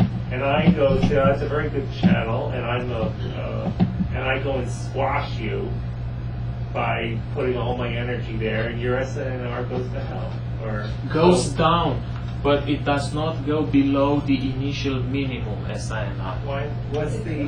Did you prove? Well, you didn't prove that. I didn't prove anything. I mean, I didn't prove. I just Okay, that's the answer, I think. I just did some simulations, and empirically, starting with random code word ensembles, that's what I know. However, some of these Were you calculating the person's SINR, like you recalculate yours after I do my thing? Yes. Do you think it's just a consequence of maybe you have a lot of users and each one is unit power or something, and one person fiddling around and unit powering, being unit power, even if I completely try to hurt you as much as I can't hurt you that much? Maybe if I haven't. How many users? For this particular example. Go ahead, Kurt. I was just trying to get. For this particular example, I had 5 users in 3 dimensions, but I did way more simulation than this one. Probably And- the minimum is too low. the set minimum SNR is too low. I didn't say what it means too low. So what my assumption was that if in the beginning of the algorithm the minimum SINR was acceptable to begin with, then whatever follows, it would be anyway higher than this. In these simulations, and just to, In these before we get hung up on simulations, this, because this yes. is a question I asked too, but then you constructed an example where somebody gets clobbered, right? Yes, and there may be imagined situations in which updating a code word of a given user hurts someone. Yeah, I mean, I think that I can see that there ought to be some, it ought to be generally good in the sense that if someone's in a lousy situation, right, you generally don't want to get into that Yes. system. So that's stay out of whatever lousy thing they're the in. intuition behind this. And you don't want to, so then you avoid hurting them because, You hurt yourself. right, you'll be hurting yourself. But the result should be Bless you. that more users than less users. Were these for all identical channels? Yes, this was So all if you identical. somehow, I think you could, if you somehow in a situation where, where you have multiple channels, and like the one you're in is bad for you, it's very good for me, and then I jump in, and is that the kind of way you generate? You could probably do that, we'll talk offline, but yeah. But no buts. I mean, is that what the light version does? The light version probably does the same thing as That it keeps you from jumping too fast, right? It keeps you from going somewhere. keeps it from interfering. No, I don't think it's so much into keeping you from interfering too much. I think what Roy was saying was that where I want to go is a great place for me, which means that it's not a bad place for everybody else. So I'm not going to kill everyone. And I think that's one of you guys said it. Yeah. And we're just playing around with the notion of And is even there an analytic something that you could say about it? no analytics. So how many users are here just to qualify? Here, this particular example has 5 users in 3 dimensions because I did 1,000 or 10,000. So here in this black region are I think 1,000, at least 1,000 such curves. Background noise Yes, and the channels are identical for all users. and background noises. Background noise, I think it's 0.1, something like that. But it's white. It's white. It's So it's white. irrelevant for this. It So doesn't yes. matter. So, Just to see how much you pay because you get 5 users for 3 dimensions. okay. Yeah. So 5 users, I'm just doing some simple math, right? Everybody ends up with at least, like, is there some magic to 2.5? Is that dB or not? No, dB, that's or- absolute. That's no units. Denormalized. So actually, what I have here 2 to 3, whether it's dB or not. Here, what I have here is it's normalized with respect to the minimum SINR in the beginning of the algorithm. So it's minimum SINR at step n normalized by initial minimum. So I'm always comparing at each step. I'm referring to the initial minimum SINR. The gain is 7 ADB. No, it's not dB. No, I'm saying if you Oh. compare five times versus 1, you get gain of 5 times, which is what, 10 dB, 9 dB gain? Yes, maybe. The upper bound. And it seems like you always get at least 3 dB. At least 3 dB, and this is significant. But my goal here was to compare everything with the original case, and in none of these examples I went below the initial minimum SINR.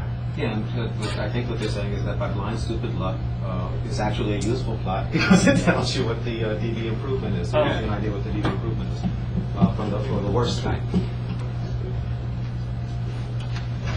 Even though that wasn't my intent.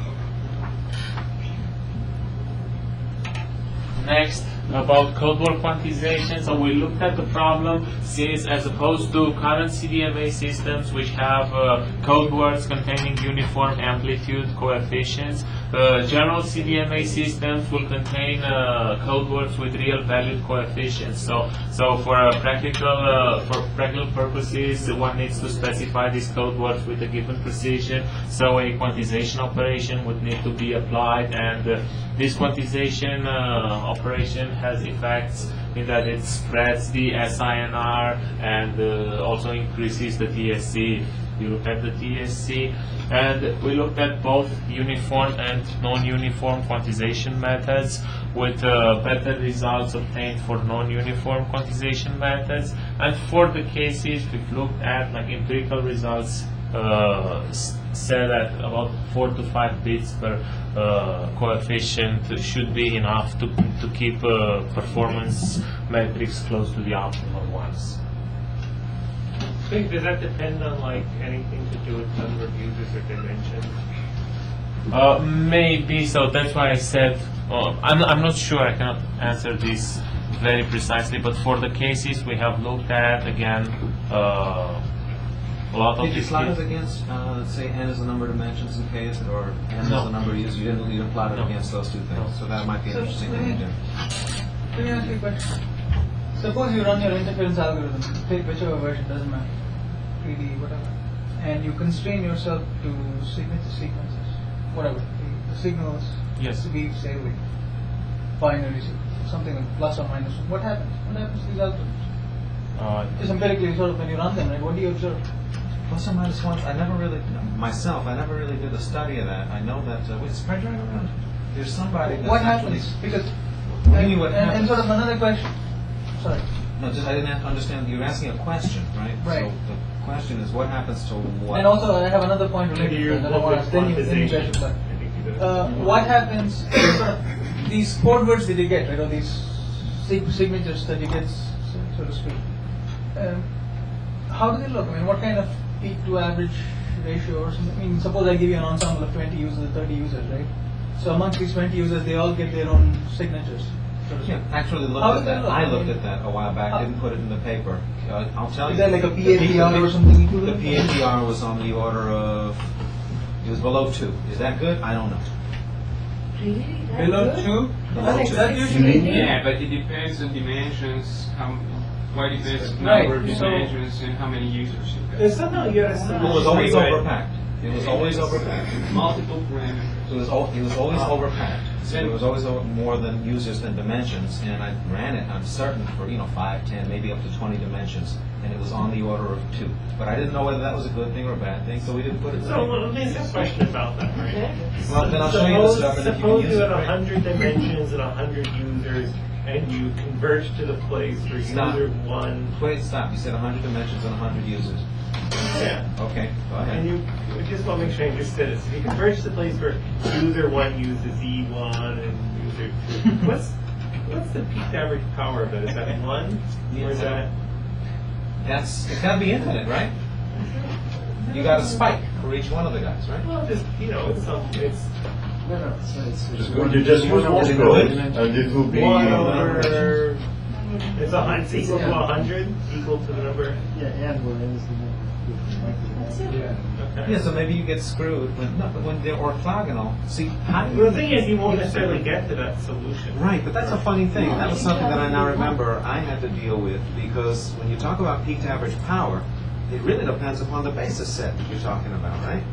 If you're using a sinusoidal basis set, you might get a different answer than if you're using a bunch of chips, than if you're using something else. Because the peak to average power ratio, I thought, or you tell me, is defined in terms of time, literal. Okay, so you're right. If you get E1, maybe the peak average power you're saying is one thing if it's a Cdma chip. And is it peak average power is unity if it's a Something else carrier that number works. 1 on an OFDM Right. system? Right. That's what I It can think. never be unity, right? It's a peak to average. Well, Yeah. no, but if you've always But if I he said use something carrier specific. F1, and all I'm doing is signaling on that one by myself, like FTM, Right, it's 1 then over it's n. 1. 1 over n. No, Oh, I'm transmitting oh, at constant power. Oh. Just Right. normal BPSK, just the constant one. Yeah, Yeah. but that's why he's right. Then it depends on what signal you use. If you use sinusoidal, then you have the RMS to peak, right? So that's like 1 over square root of 2 or something like that. So peak to average is always the definition of the signal you use. But then it means he cannot really come even close to the capacity, because the capacity favors the signals with different Gaussians.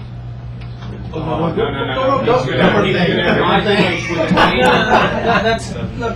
That's sort of more of a theoretical result, right? I'm just curious, sort of, to what happens to these algorithms when, because you were talking about things along, so to speak. Yes.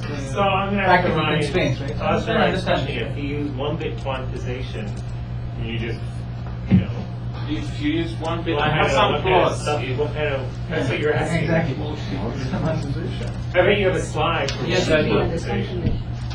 number uses less. So what you want to see, the SIR, the TSC, no, actually I'll put up the mean values. Show us the most instructive slide with one-bit quantization. What is it? So for one bit quantization, it's for this example that I have, and if I remember well, it was 10 signal space dimensions with 15 users, and the average of the SINR, which was spread, users no longer had the same SIR. It's here with one bit as opposed to there where it should be with the optimal unquantized. These are absolute SIR values, not. Yes, these are absolute. So the TSC plot over there on the right is really a cheap New York Times plot. What? 23 to 30 or something, right? But the one on the left, right, you're saying, oh, it costs you about 3 dB. Yeah. Okay. But what are the number of users and? 15 users in 10 dimensions for this analysis. For these plots. I should mention, we've done some related work on quantization. Now, we didn't look at this particular, the Eigen algorithm, but we looked at, say, optimizing a signature in the presence of fixed interference and looked at quantizing. And I should just, the results are pretty, it seem fairly consistent. I can show you Okay. later. Like a 3 dB injury. So for Well, no. See, that depends on the load and the SNR. So for more So what?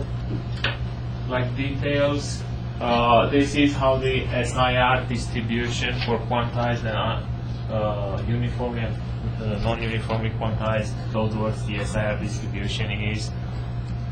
So it should be around 2, but it's spread. So you're saying you feel like maybe the dominant effect is simply if you look at a multi-dimensional channel and you choose a signature which you sort of know what you'd like to choose, but now you have to choose some quantized thing. You end up falling short of what you could achieve, and it's that by which you fall short that really matters, but as opposed to effects of the quantization and having all the users, iterate and do a bunch of other weird stuff. Right, that's what we were looking at. Yeah. We just look at the difference from the optimal. We perform,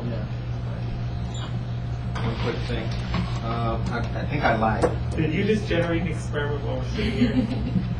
Okay, those are the peak to average power histograms. It's not 2. It looks like the mode or something is around 4. You can see it. I don't think it's 4 good. I don't know. For peak to average power, is that bad or good or what? 4 is still good.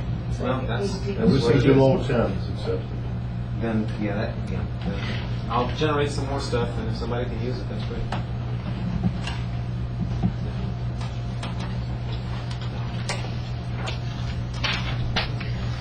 Okay, now I have a couple of words on operational complexity.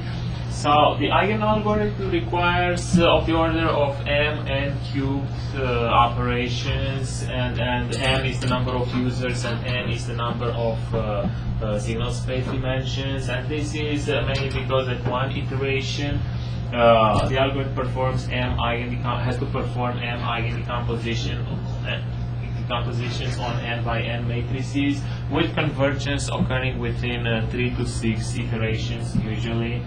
And as a comparison, we looked at the alternative algorithm for generating WB sequences by Vishwanath and Anantaram, and this algorithm's complexity is of the order of m cubed. So their algorithm is based on a mathematical procedure of constructing a symmetric matrix with given diagonal elements and eigenvalues, and it involves m multiplications of m by m matrices, where m is the same as here, number of users. And even though these would appear like an order of m to the fourth operations, matrices have actually simple forms, that they are rotation matrices, so that this brings down complexity to actually order of m cubed. And like from a different perspective, comparing these two algorithms, we know that the Eigen algorithm, the mathematics is suited for distributed implementation, whereas their algorithm is not suited for distributed implementation. This thing was not in the the thesis. No, sorry. No, I thought we were looking for it. And finally, like a nice observation can be made about receiver complexity in the multi-carrier modulation framework used for dispersive channels. And if we assume that there are n frequencies that span the signal space, then the multi-code Cdma approach normally requires 2n code words per user, each with 2n real coefficients. However, the overlap in a single frequency property will confine users to 2n over L dimensional subspaces, and therefore this actually requires only 2n over L code words per user for each user to span his subspace. And this will imply a complexity reduction by a factor of L squared per user receiver, and this may be interesting in the context of integrating these receiver structures. But you know, you end up with this overlap in single frequency, right? But if you start by somehow, I don't see how you can sort of run a simpler algorithm, right, that assumes that, because you don't exactly know which set of frequencies each person's going to have. Yes. So, I guess when you're saying, receiver complexity, you're saying it's just that you can tune somehow. Yes, the number of matched filters. Okay, all right, I understand. So that was the only. Now, the funny thing is that orthogonal to Dimitrie's thesis, just playing around with things, we don't seem to need too many extra code words to get to that point, even though, again, no proofs for anything. So, in conclusion, I presented the use of interference avoidance methods for codeword optimization in the uplink of a Cdma system, and this optimization can be done in a distributed manner. We note that interference avoidance methods are versatile and directly applicable to a wide range of wireless communication scenarios, like non-ideal channels or multiple antenna systems or asynchronous systems, and also that interference avoidance implies a simple and uniform receiver structure, with matched filters being optimal linear receivers that yield uniform SINR for symbols. And such simple and uniform receiver structures may be attractive, as I've already mentioned, for integration purposes. And now, as directions for future research in the context of single-base systems, a better understanding of the interference avoidance and power control, the combined interference avoidance and power control algorithm may be necessary, as well as exploring downlink related issues. And then in the context of multi-base and cellular systems, interference avoidance could be explored in a collaborative or non-collaborative scenario. In the collaborative scenario, the assumption would be that the information received at all bases is centrally processed and used to decode a given user's transmit information, whereas in the non-collaborative scenario, if a given user is decoded only at the base station to which it is associated with by regarding all the other bases as noise, and this is an instance of a still open research problem, the interference channel. And finally, for practical implementation purpose, a software radio architecture for interference avoidance should be defined like it was done for other applications like interference cancellation or multi-user detection. This concludes my presentation. How many of those things will kill you, Johnny?